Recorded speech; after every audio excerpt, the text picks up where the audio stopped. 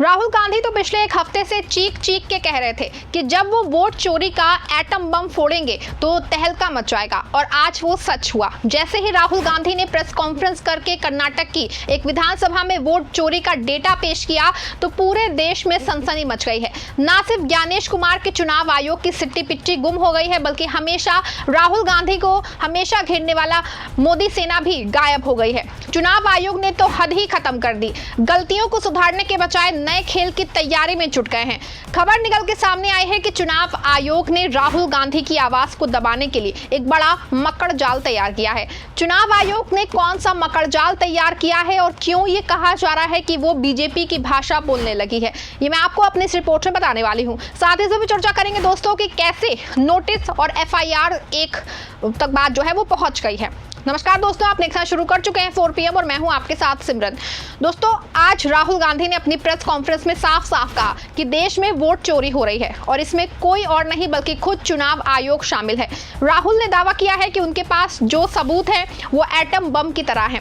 राहुल ने कर्नाटक के महादेवपुरा विधानसभा क्षेत्र का हवाला देते हुए कहा कि जहां 1 लाख से ज्यादा फर्जी वोटर बनाए गए ताकि बीजेपी को जो है फायदा पहुंचाया जा सके। उन्होंने बताया कि उनकी टीम ने 6 महीने तक 30 से 40 लोगों के साथ मिलकर के वोटर लिस्ट का मैन्युअल विश्लेषण किया, जिसमें पाया है कि 11,000 से ज्यादा डुप्लीकेट वोटर, 40,000 से ज्यादा फर्जी पते वाले वोटर, 10,000 से ज्यादा एक ही पते पे रजिस्टर्ड बल्क वोटर, 4,000 से ज्यादा फर्जी फोटो वाले वोटर और 33,000 से ज्यादा फॉर्म 6 का गलत इस्तेमाल किया गया है। कुल मिलाकर के 1 लाख वोटर फर्जी तरीके से जोड़े गए हैं।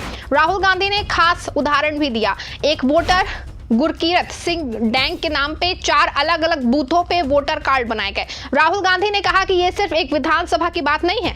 राहुल ने कहा कि अगर एक सीट पे 1 लाख वोट चोरी हो सकते हैं तो सोचिए पूरे देश में क्या हो रहा होगा। राहुल ने यह भी कहा कि महाराष्ट्र में 5 महीने में जितने वोटर जोड़े गए उतने पिछले 5 साल में भी नहीं जोड़े गए थे। और सबसे चौंकाने वाली बात है, शाम 5:30 बजे के बाद भारी वोटिंग दर्ज की गई है, लेकिन जमीनी स्तर पे ऐसा कुछ नहीं था। अब आप सोच रहे होंगे कि इतने बड़े खुलासे के बाद चुनाव आयोग ने क्या किया। इतने बड़े खुलासे के बाद चुनाव आयोग को चाहिए था ना कि इस फर्जी वाले की जांच शुरू करे, सच्चाई क्या है इसकी तह तक पहुंचे। और अगर जांच में राहुल गांधी की कुछ बातें गलत पाई जाती हैं तो राहुल की तरह ही प्रेस कॉन्फ्रेंस करके वो राहुल गांधी की गलतियों को गिनाते हैं और जनता को बताते हैं कि राहुल गांधी झूठे हैं। लेकिन चुनाव आयोग ने ऐसा कुछ नहीं किया, उल्टा चुनाव आयोग नए खेल की तैयारी में जुट गया। खबर आप देखिए, खबर मौजूद है हिंदुस्तान लाइव में, साफ साफ लिखा है, चुनाव आयोग ने राहुल को भेजा कागज, साइन करें या फर्जी आरोप न लगाएं। दोस्तों, आपको बता दूं कि राहुल गांधी का सवाल यह था कि आखिर एक विधानसभा से 1 लाख वोट गायब हो गए और चुनाव आयोग कह रहा है कि इस पे साइन करो और फिर ये बात कहो। गजब चुनाव आयोग है भाई, उनकी लीला तो अपरंपार है। आपको बता दूं कि कर्नाटक के मुख्य निर्वाचन अधिकारी ने राहुल गांधी के खुलासे के तुरंत बाद एक पत्र भेजा है। इसमें क्या लिखा है कि राहुल गांधी अपने आरोपों के साथ शपथ पत्र पे दस्तखत करें, वरना उनके खिलाफ कानूनी कार्रवाई होगी, यानी सच बोलने की सजा। और तो और चुनाव आयोग ने RP एक्ट 1950 की धारा 31 और भारतीय न्याय संहिता 2023 की धारा 227 के तहत FIR की धमकी तक दे डाली है। आपको बता दूं कि ये तो वही बात हुई ना कि चोर उल्टा कोतवाल को डांटे। राहुल गांधी ने जो डेटा पेश किया है वो खुद चुनाव आयोग का है। उन्होंने साफ कहा है कि वोटर लिस्ट में गड़बड़ियां हैं।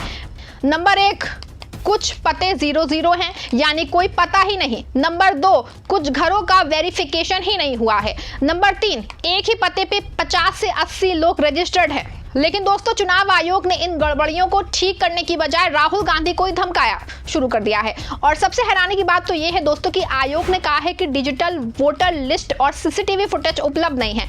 21वीं सदी में जहां एक छोटी सी पेन ड्राइव में टेराबाइट्स डेटा स्टोर हो सकता है, वहां पे CCTV फुटेज डिलीट हो गया।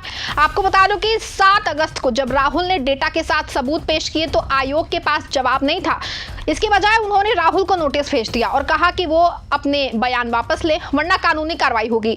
ये वही टेक्निक्स हैं जो बीजेपी इस्तेमाल करती है। जब कोई सच बोलता है तो उसे चुप कराओ, धमकाओ या फिर केस में फंसा दो।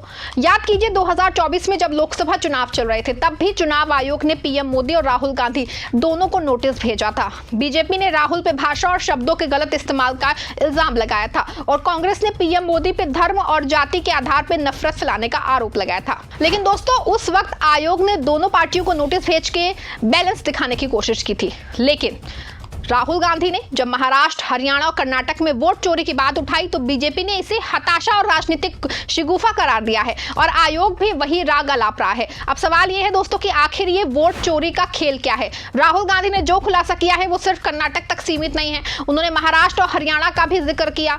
राहुल गांधी ने महाराष्ट्र में 2024 के विधानसभा चुनाव से पहले 5 महीने में 40 लाख नए वोटर जोड़े गए हैं। ये वही वक्त था जब बीजेपी के खिलाफ एंटी इनकम्बेंसी थी, लेकिन नतीजे कुछ और ही आए। राहुल ने कहा कि उनकी पार्टी के आंतरिक सर्वे में कर्नाटक में 16 सीटें जीतने की बात थी, लेकिन मिली सिर्फ 9। क्यों? क्योंकि महादेवपुरा जैसी सीटों पे फर्जी वोटरों ने खेल कर दिया था। बेंगलुरु सेंट्रल लोकसभा सीट पे बीजेपी ने सिर्फ 32,707 वोटों से जीत हासिल की, लेकिन महादेवपुरा विधानसभा में 1 लाख फर्जी वोटर। ये तो साफ है कि गड़बड़ी हुई है और ये गड़बड़ी सिर्फ एक सीट की नहीं है बल्कि पूरे देश की हो सकती है। राहुल ने यह भी बताया है कि जब उन्होंने चुनाव आयोग से डिजिटल वोटर लिस्ट और वोटिंग सेंटर की सीसीटीवी जो है फुटेज मांगी है तो आयोग ने उसको देने से इनकार कर दिया। अगर आयोग को कुछ छिपाना नहीं है तो वो डेटा देने से डर क्यों रहा है? ऐसे में अब बड़ा सवाल दोस्तों ये है कि क्या हमारा लोकतंत्र सुरक्षित है? चुनाव आयोग जो हमारी वोटिंग प्रक्रिया की रीढ़ है, अगर वो ही बीजेपी के साथ मिलकर के वोट चोरी कराएगा तो फिर जनता का भरोसा कहां बचेगा? राहुल गांधी ने साफ कहा कि ये सिर्फ बिहार, महाराष्ट्र या कर्नाटक का मामला नहीं है, ये पूरे देश का सवाल है। इस पे अगर एक सीट पे 1 लाख वोट चोरी हो सकते हैं तो 543 सीटों पे क्या हो रहा होगा? सोचिए, नरेंद्र मोदी सिर्फ 25 सीटों की बढ़त से पीएम बने। अगर हर सीट पे ऐसी गड़बड़ी हुई तो ये लोकतंत्र के साथ एक बहुत बड़ा धोखा है। और सबसे दुख की बात तो ये है, जब राहुल गांधी ने ये मुद्दा उठाया तो चुनाव आयोग ने उनकी बात सुनने की बजाय उन्हें धमकाना शुरू कर दिया है। आयोग ने कहा है कि राहुल अपने बयान वापस ले वरना कानूनी कार्रवाई होगी। सोशल मीडिया पे भी इस खुलासे ने जो है तहलका मचा दिया है। लोग कह रहे हैं कि राहुल गांधी ने सिर्फ 5 मिनट में चुनाव आयोग की निष्पक्षता की पोल खोल दी है। कई यूजर्स ने कहा है कि अगर आयोग सचमुच निष्पक्ष है तो उसे राहुल के सबूतों की जांच करनी चाहिए, ना कि उन्हें धमकाना चाहिए। आपको बता दूं कि राहुल गांधी का ये खुलासा कोई छोटी बात नहीं है, ये हमारे लोकतंत्र की नींव पे सवाल है। अगर चुनाव आयोग ही निष्पक्ष नहीं होगा तो हमारी वोट की ताकत का क्या होगा? राहुल गांधी ने आज जो डेटा पेश किया है वो सिर्फ एक शुरुआत है।